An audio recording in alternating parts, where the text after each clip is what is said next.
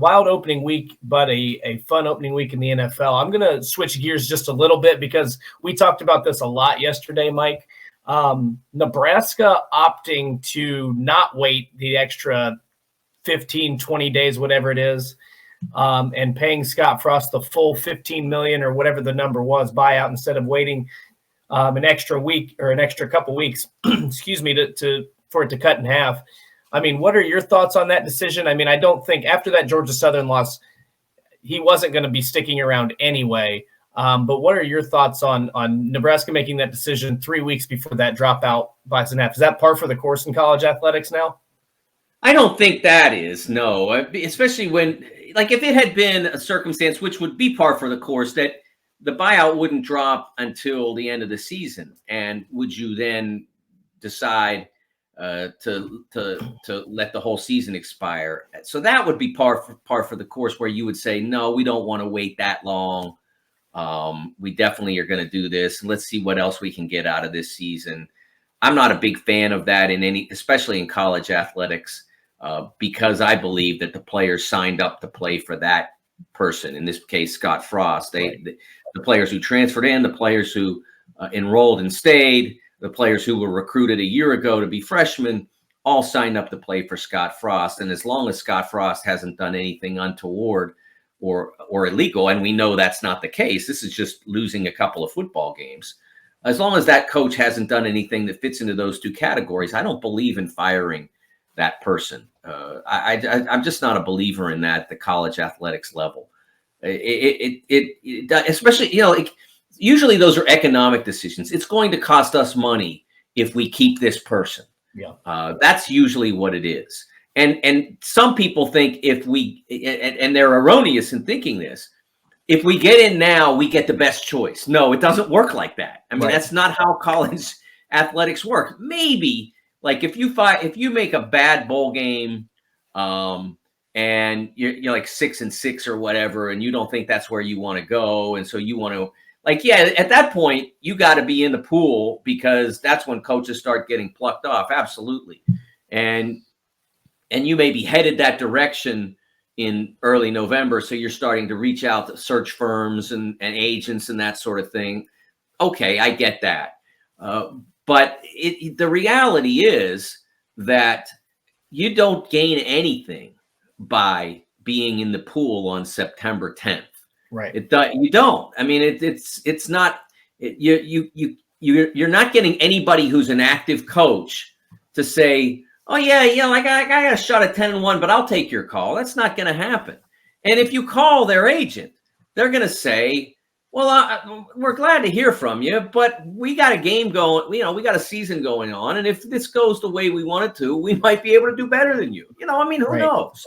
So it doesn't make any logistical sense to be in the pool now, and especially if you're writing a $7.5 million a check that's $7.5 million richer than the one you're getting, the one that you would write in 3 weeks or whatever.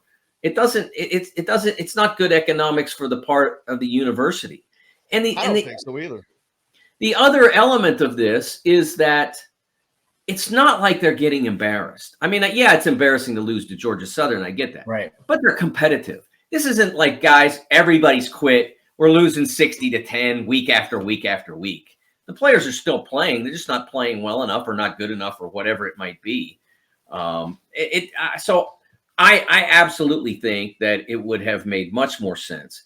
Now, whoever is writing this check, or whatever collection of people are writing this check, write one to me.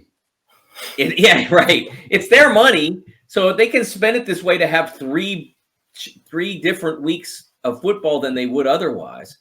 But it just seems like it would have been better for them to hang on to that 7.5 so they could slap it on the pile for the new coach they want to hire. Right. It makes complete, to me, it's totally asinine. I mean, it is, and it's actually, I think it's a slap in the face of a lot of people that you have such means that you can literally take a lighter and burn $7.5 million because that is in essence what they're doing. know, Caleb knows to mention that booting him now may be a move for recruiting. And I get it. It's going to be hurt during that time, but they're going to tell you, hey, we're going to bring in somebody good. Don't worry. And I would say, I don't care. I would bank the $7.5 million and put that towards a better coach. But see, whatever the case is. Caleb's point is a good one. Is an interesting one. But right now you don't have a coach. You just have an interim. So anybody that you bring in knows that the person that is bringing in the interim coach is like 90%, 95% not going to be the permanent coach. So what difference does it make if it's Scott Frost that I know is in his last lap, or whether it's the interim coach? What difference does that make to me as a potential recruit? It does.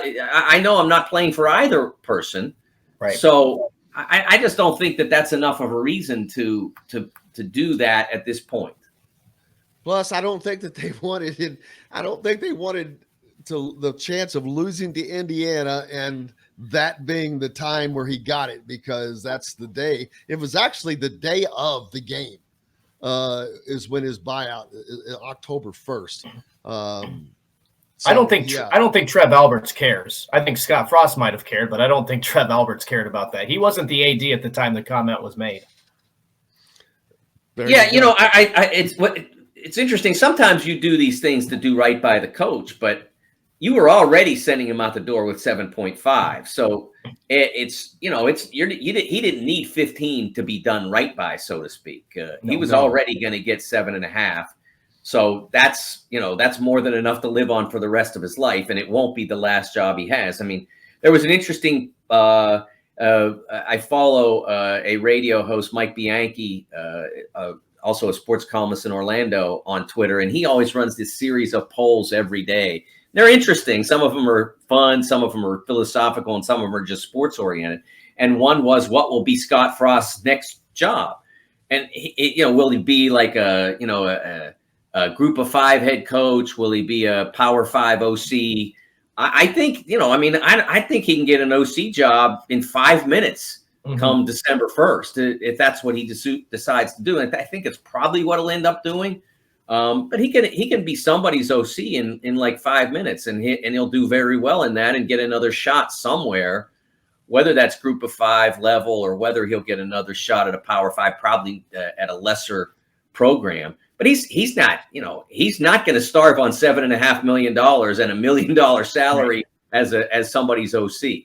So I am mystified by why they wouldn't have the patience to just say, okay, we know where we're going now. Let's just do it when it makes the most economic sense.